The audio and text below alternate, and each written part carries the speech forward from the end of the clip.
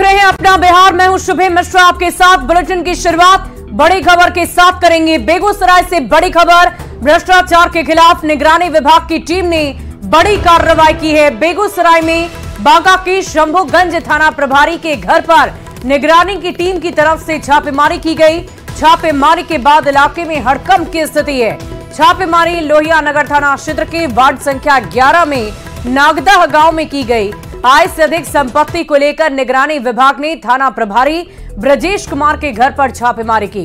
निगरानी विभाग ने घर के भीतर फाइलों को खंगाला। थाना प्रभारी के आवास से सोने के जेवरात और 2.5 लाख रुपए कैश बरामद कर लिए गए। सोने के जेवरात की कीमत 8 लाख रुपए बताई जा रही है। निगरानी की टीम को पत्नी के नाम से बैंक में 15 लाख रुपए, निवेश से जुड़े कागजात और जमीन फ्लैट के कुछ दस्तावेज मिले। अब तक की जांच में 69 लाख से ज्यादा की अवैध संपत्ति का खुलासा हुआ है। जांच पूरी होने के बाद यह आंकड़ा और भी आगे बढ़ सकता है। ब्रजेश कुमार के 2 ठिकानों पर निगरानी की टीम ने छापेमारी की, जिसकी तस्वीरें आप देख पा रहे हैं। बांका में भी आय से अधिक संपत्ति को लेकर निगरानी विभाग की टीम की तरफ से छापेमारी की गई। 2 तस्वीरें आपकी टीवी स्क्रीन पर। और आय से अधिक संपत्ति के मामले में निगरानी की टीम ने बांका के शंभूगंज के थाना प्रभारी ब्रजेश कुमार के ठिकानों पर छापा मारा। ब्रजेश कुमार के आवास, कार्यालय और बेगूसराय में पैतृक आवास पर छापेमारी की गई। शंभूगंज थाना स्थित आवास से निगरानी की टीम ने 50,000 रुपए कैश, एक सोने की चेन, 5 पासबुक और जमीन और निवेश के कागजात बरामद कर लिए। ब्रजेश कुमार के खिलाफ पटना निगरानी थाना में 8 जुलाई को मामला दर्ज किया गया था।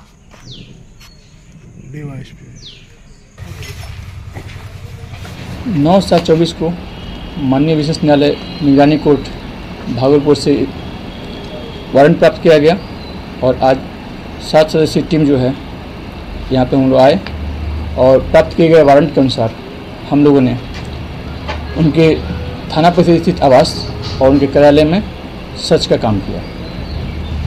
क्या पाया गया सर?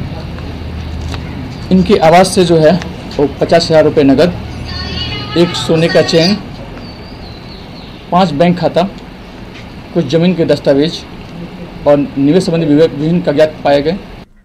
और इस वक्त की बहुत बड़ी खबर आपको बताएं, नीट पेपर लीक मामला, 2 आरोपी की रिमांड को मंजूरी मिली।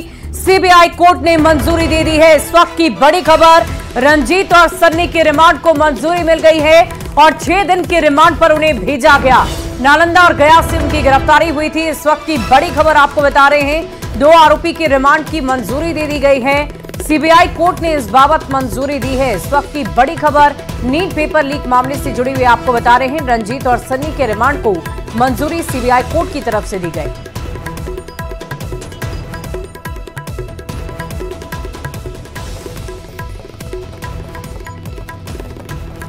और इसी बीच गया से आपको बड़ी खबर बताएं, टेकारी एसडीएम को जान से मारने की धमकी मिली। एसडीएम सुजीत कुमार को धमकी दी गई है। गया सेंट्रल जेल में बंद कैदी ने धमकी दी। फोन पर जान से मारने तक की धमकी दी गई। एसडीएम ने कोच थाना में मामला दर्ज कराया है और हत्या के आरोप में सभी आरोपी जेल में बंद हैं। इस वक्त की बड़ी खबर आपको बता रहे हैं, फोन पर जान से मारने की धमकी एसडीएम को दी गई है। गया से ये बड़ी खबर आपको बता दें कि हत्या के आरोप में आरोपी जेल में बंद है, जिसकी तरफ से फोन पर एसडीएम को जानलेवा हमला करने की धमकी दी गई, जान से मारने तक की धमकी दी गई है।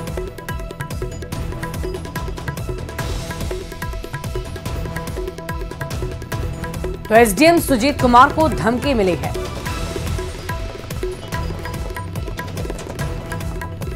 और यूपी के उन्नाव में भीषण सड़क हादसे में बिहार के 17 लोगों की मौत हो गई, जबकि 19 लोग जख्मी हैं। बस हादसा उन्नाव में हुआ, लेकिन बिहार में मातम पसरा है। डबल डेकर बस बिहार के शिवहर से दिल्ली जा रही थी और तभी लखनऊ आगरा एक्सप्रेसवे पर यह हादसा हो गया। मरने वालों में ज्यादातर शिवहर और मोतिहारी के लोग हैं। शिवहर के 8 लोग और मोतिहारी के 8 लोगों की मौत हो गई है, जबकि सीतामढ़ी के एक शख्स की मौत हुई है। हादसे को लेकर न्यूज 18 पर पुलिस की शुरुआती जांच में बस के कागजों में दर्ज पता फर्जी निकला। खेती किसानी करने वाले व्यक्ति के नाम से महोबा जिले में बस को रजिस्टर्ड कराया गया था। जांच में बस का परमिट और बीमा भी नहीं था। उन्नाव में हादसे में बिहार के 17 लोगों की मौत हो गई। शिवहर से दिल्ली जा रही थी ये बस, जिस दौरान ये दर्दनाक हादसा हुआ।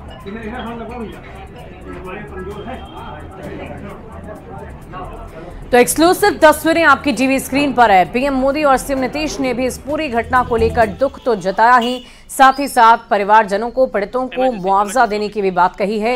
ये तस्वीरें आप देख पा रहे होंगे, बहुत ही दर्दनाक तरीके से यह एक्सीडेंट हुआ है जिसकी तस्वीरें आप देख पा रहे हैं।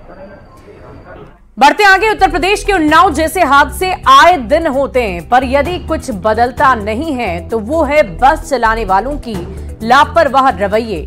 आंख बंद किए परिवहन विभाग की नहीं टूटने वाली कुंभकर्णी नींद। ऐसा इसलिए हम कह रहे हैं क्योंकि न्यूज 18 पर बस हादसों को लेकर जो खुलासे हुए वो बेहद चौंकाने वाले हैं। हादसे में जान गंवा रहे लोगों की मौत पर खामोश रहने वालों को जगाती हुई ये रिपोर्ट देखिए।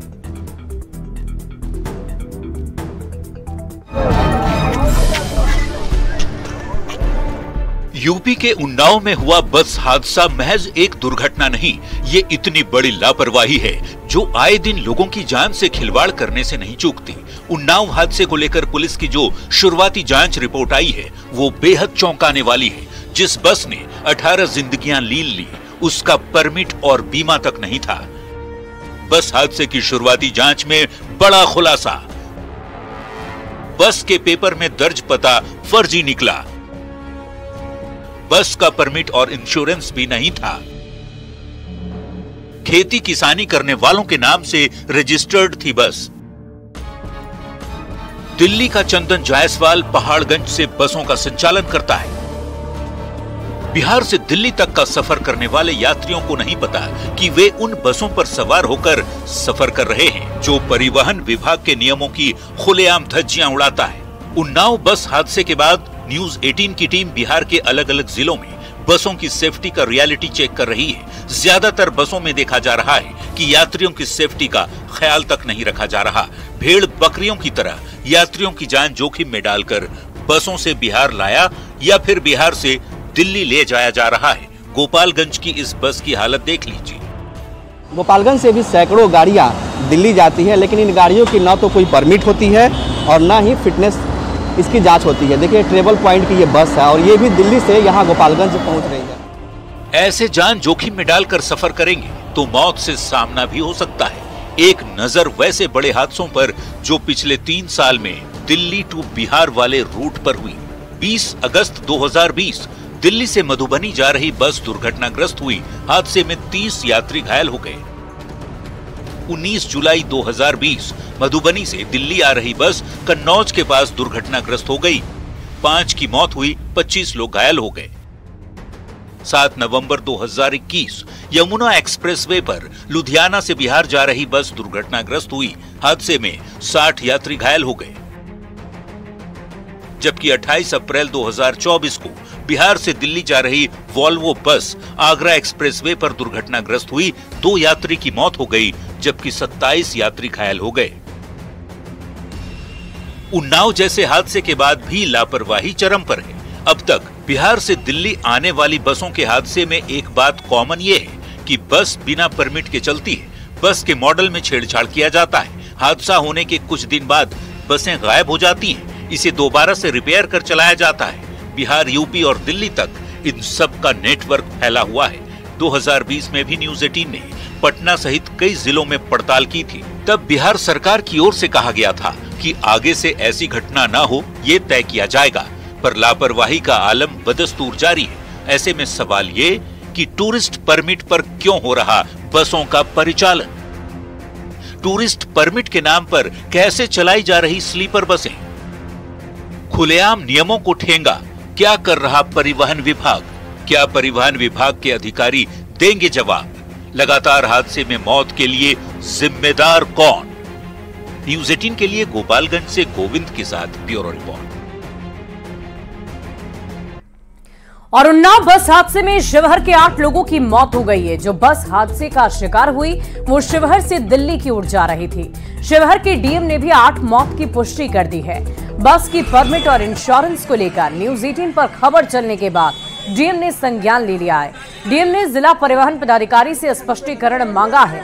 डीएम ने पूछा है कि किन परिस्थितियों में बस की जांच नहीं की गई थी। डीएम ने विस्तृत रिपोर्ट भी मांगी है।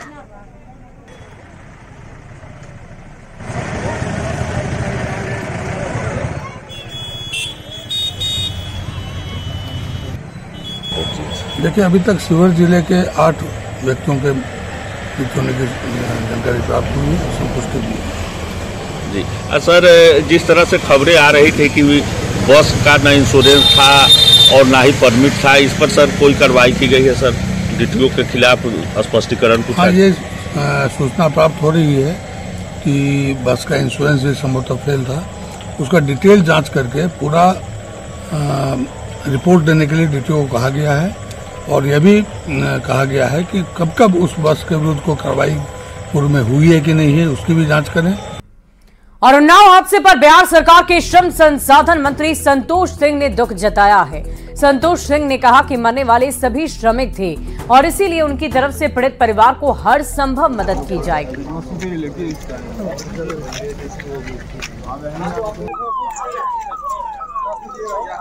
तो एक्सक्लूसिव तस्वीरें हम आपको दिखा रहे हैं। श्रम संसाधन मंत्री ने इस हादसे पर दुख जताया है, पीड़ित परिवार को हर संभव मदद का भरोसा देने की बात कही है। ये बहुत ही दर्दनाक सड़क दुर्घटना हुई है जिसकी तस्वीरें आप देख पा रहे हैं। आपको बता दें कि नई दिल्ली से तक ये बस जा रही थी जिस दौरान ये हादसा हो गया। सबसे पहले तो हम मर्माहत हैं और इस दुख की घड़ी में हम पीड़ित परिवार के साथ हैं। सरकार साथ खड़ी है और मेरे विभाग से जो, चूँकि प्रवासी श्रमिक थे, मेरे विभाग से जो भी सहायता दी जाती है इस स्थिति में, वो हर संभव प्रयास करके हम लोग देंगे, उनके घर तक पहुँचाएंगे। और उन्नाव में हुए भीषण सड़क हादसे में 18 लोगों की जान चली गई है। इस घटना के बाद बस की परमिट और इंश्योरेंस को लेकर सवाल उठने लगे हैं। मुजफ्फरपुर के बैरिया बस स्टैंड से भी रोजाना कई बसें दिल्ली तक के लिए खुलती हैं। एजेंसियों के माध्यम से बसों का परिचालन होता है। मुजफ्फरपुर के बैरिया स्टैंड में जल्दी कोई इस मामले को लेकर बोलने को तैयार ही नहीं हो रहा है। वहीं कुछ बस के ओनर्स ने बताया कि यहां से कई बसें जाती हैं लेकिन सबके इंश्योरेंस हो चुके हैं, परमिट भी ओके है। मुजफ्फरपुर के बैरिया बस स्टैंड का जायजा लिया संवाददाता प्रियांक सौरभ ने। उन्नाव में हुए बस हादसे में 18 लोगों की मौत हो गई। इस खबर ने आज सुबह सुबह सबको झकझोर के रख दिया।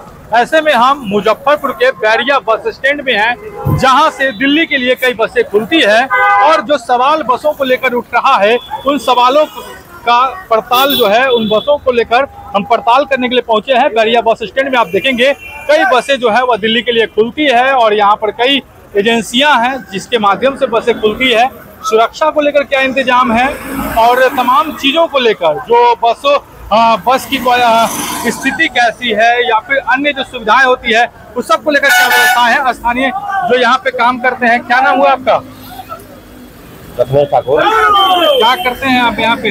हम लोग हेल्पर का काम करते हैं। अच्छा, ये दिल्ली के लिए जो बसें खुलती हैं, कितनी बसें खुलती हैं यहाँ से? मेरा एक जाता है। एक। और अन्य कंपनियां जो है वो सब यहाँ वो जमुना एक जाती है, एक ट्रेवल पॉइंट जाती है बस। सुरक्षा गाड़ी जाता है, आपको सीधा डेरी पे जाइए, वहाँ पूरा डिटेल जानकारी मिल जाएगी आपको। अच्छा, वहाँ से कितनी बसें खुल जाती होंगी लगभग? वहाँ से वही 30-40 जाती है 38 जिला से। मैनेजर कुछ बताने से इनकार कर रहे हैं। चलिए हम आपको बता दें, बसें दिल्ली के लिए खुलती हैं। आप देखेंगे मुजफ्फरपुर से दिल्ली के लिए बसें खुल रही हैं। कई बसें हैं, यूपी नंबर की बसें हैं तमाम जो है। और जो मैंने पहले भी बात करने की कोशिश की है बीमा वगैरह को लेकर, परमिट को लेकर, तो बताया है कि लाइसेंस वगैरह जो है, बीमा वगैरह जो है और ये तमाम चीजें जो है वह पहले से कंप्लीट है। और हम आपको यहाँ पर दिखा दें, बस में भी घुसकर कुछ लोगों से बात करने का प्रयास करेंगे। कहाँ जा रहे हैं? दिल्ली जा रहे हैं। एक बड़ा हादसा हो गया है दिल्ली जाने के दौरान बस में। ऐसे में आप लोग तो हम बस के नजदीक है, यात्रियों से बात करने का प्रयास कर रहे हैं और इनसे अच्छा, ये बस को लेकर जो कहा जा रहा है कि परमिट वगैरह सब मिलता है, मतलब सब ओके है। तो जो बस के चालक हैं, बस के ऑनर हैं, वह कुछ भी बताने से इनकार कर कह रहे हैं कि यहाँ पर सब कुछ व्यवस्था जो है वह ओके है और तमाम जो इंश्योरेंस की बात कही जाती है वो सब भी यहाँ पर क्लियर है। मुजफ्फरपुर से न्यूज 18 के लिए प्रियांक सौरभ। और सुप्रीम कोर्ट की तरफ से तलाकशुदा मुस्लिम महिलाओं के लिए गुजारा भत्ता देने के फैसले का केंद्रीय मंत्री गिरिराज सिंह ने समर्थन किया है। गिरिराज सिंह ने विपक्ष पर पलटवार करते हुए कहा कि भारत में कुछ लोग हैं जो टुकड़े टुकड़े गैंग हैं, वोट की राजनीति करते हैं और वैसे लोगों को ये खबर ठीक नहीं लगेगी। आपको बता दें कि सुप्रीम कोर्ट ने तेलंगाना में तलाक के केस में गुजारे भत्ते को लेकर हुई सुनवाई के दौरान बहुत बड़ा फैसला सुनाया और कहा कि मुस्लिम महिलाओं को तलाक के बाद गुजारा भत्ता दिया जाना चाहिए।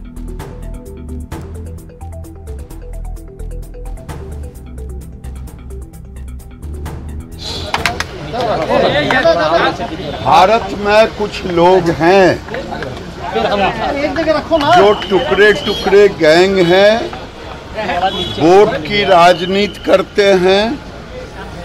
वैसे लोगों के लिए ये खबर ठीक नहीं है, लेकिन भारत के संविधान में सबों को समान अधिकार है। और आगामी बजट में बिहार की उम्मीद पर मंत्री अशोक चौधरी ने कहा कि उन लोगों की हमेशा से बिहार को विशेष राज्य का दर्जा देने की मांग रही है, लेकिन अगर केंद्र सरकार की तरफ से ये संभव नहीं हुआ तो बिहार को स्पेशल पैकेज जरूर मिलना चाहिए ताकि बिहार का विकास हो सके। लगता है आने वाले 5 वर्षों में जिसकी हम लोग इच्छा कर रहे थे, जिसके हम लोग बहुत दिन से डिमांड कर रहे थे, वो हम लोगों का पूरा होगा। किस तरह से ये फॉर्मूला बनेगा ये तो भारत सरकार तय करेगी, लेकिन हम विशेष पैकेज भी मांग ही रहे हैं, या तो विशेष राज्य का दर्जा मिले या विशेष पैकेज में से राज्य का विकास हो सके। और बिहार विधान परिषद की सभापति अवधेश नारायण सिंह 1 दिवसीय दौरे पर आरा पहुंचे। आरा सर्किट हाउस में सभापति अवधेश नारायण सिंह का जोरदार स्वागत हुआ। इस मौके पर बहुत बड़ी संख्या में लोग मौजूद रहे। सभापति अवधेश नारायण सिंह ने कहा कि बिहार के मुख्यमंत्री नीतीश कुमार ने हम पर भरोसा जताया है, वो सीएम के विश्वास पर जरूर खड़े उतरेंगे। भोजपुर जिला के विकास के लिए वो हमेशा तत्पर रहेंगे, आगे भी वो विकास की एक लंबी लकीर खींचेंगे।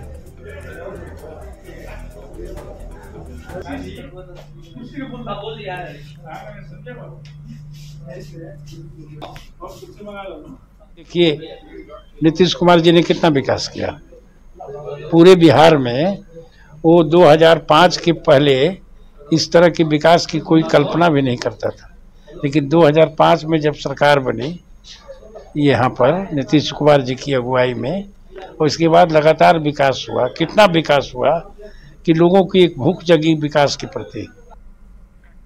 और भोजपुरी के शेक्सपियर भिखारी ठाकुर की आज पुण्यतिथि पर छपरा में लोगों ने कई जगहों पर उन्हें श्रद्धांजलि अर्पित की है।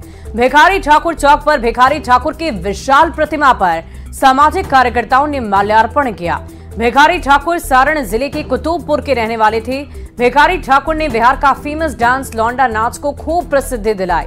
उन्होंने 10 साल की उम्र में ही अपनी नाटक मंडली भी बना ली थी। अपनी मंडली के साथ उन्होंने बिहार, यूपी, बंगाल सहित कई राज्यों में लौंडा नाच को प्रसिद्धि दिलाई है। समाज की हर कुरीतियों पर चोट किया और अपने गीतों के जरिए लोगों को जागरूक किया है। तो भिखारी ठाकुर को कब तक उचित सम्मान मिलेगा? न्यूज़ 18 की तरफ से बार बार ये सवाल किए जाते हैं, क्योंकि भिखारी ठाकुर की तरफ से समाज को बहुत सारे ऐसे मैसेज, ऐसी बातें सिखाने की कोशिश ना सिर्फ कला के माध्यम से बल्कि अपनी बातों के माध्यम से भी उन्होंने बहुत जागरूकता समाज के भीतर लाने की कोशिश की है। चाहे वो दहेज प्रथा का मुद्दा हो या फिर महिलाओं के प्रति जो शोषण होता है उसकी चर्चा की जाए, या लौंडा नाच की परंपरा की शुरुआत की बात की जाए, ये सारी प्रथाओं को रोकने की कोशिश उनकी तरफ से लौंडा नाच के जरिए की गई। मुहिम रहे, थोड़ा सा ये मुहिम रहे कि आज इनका जन किसी बातें जौना पर हम इनका सबको इकट्ठा करे के एक उनका भी प्रयास करे के चाहें, लेकिन प्रयास उनका होके चाहे ना होके, लेकिन हमके यहाँ जनमानस प्रयास करता नहीं। इनका जन भिखारी ठाकुर जी के जो सोच रहे ओकरा के हमने के आगे बढ़ावे खातिर यथासंभव प्रयास करता नहीं। और पटना के संजय गांधी जैविक उद्यान में बने जल उद्यान का कायाकल्प होने जा रहा है। पटना जू में पर्यटकों के लिए अलग अलग पार्क भी बनाए गए, जिसमें जल उद्यान काफी खास है। हाथियों की मूर्ति के रूप में कई फाउंटेन तैयार किए जा रहे हैं, जिससे जल उद्यान की खूबसूरती में 4 चांद लगने वाला है। पटना जू से अधिक जानकारी दे रहे हैं संवाददाता विनीता मिश्रा। पटना जू की तस्वीर बदलने वाली है। जल उद्यान में कई सारे फाउंटेन बनाए जा रहे हैं और उसकी तस्वीर भी अब नजर आने लगी है। ये देखिए, कई सारे हाथी आपको यहाँ एक साथ नजर आएंगे। आने वाले 1 से 2 महीने में ये फाउंटेन बनकर तैयार हो जाएगा। कोशिश है पटना जू को नंबर 1 बनाना। लगातार उसके मद्देनजर काम भी किए जा रहे हैं। इस फाउंटेन की जो तस्वीर है वो यहाँ नजर आ रही है। यहाँ पे हाथी होंगे, मगर होंगे, रेन डांस भी जो पर्यटक होंगे वो यहाँ आके कर सकते हैं। जल उद्यान ऐसे ही अपने आप में पटना की खूबसूरती के लिए जाना जाता है और उसकी खूबसूरती में 4 चांद लगाया जा रहा है। जल उद्यान के साथ साथ बहुत ही जल्द पटना जू में टॉय ट्रेन एक बार फिर से दौड़ती हुई नजर आएगी। उसके लिए भी काम शुरू कर दिए गए हैं। फाउंटेन भी अगले 1 से 2 महीने में बनकर तैयार हो जाएगा। यानी जल उद्यान की जो तस्वीर है वो बदली बदली नजर आएगी। यहाँ हाथी नजर आएंगे, रेन डांस लोग करते हुए नजर आएंगे और उसके साथ ही साथ पटना जू में एक बार फिर से छुक छुक रेलगाड़ी, जो बच्चों का सबसे पसंदीदा चीज है पटना जू में, एक बार फिर से पटना जू में रफ्तार भरती हुई नजर आएगी। विनीता मिश्रा, न्यूज़ 18 पटना। और 12 जुलाई को मुंबई में अनंत अंबानी और राधिका मर्चेंट की शादी होनी है। इससे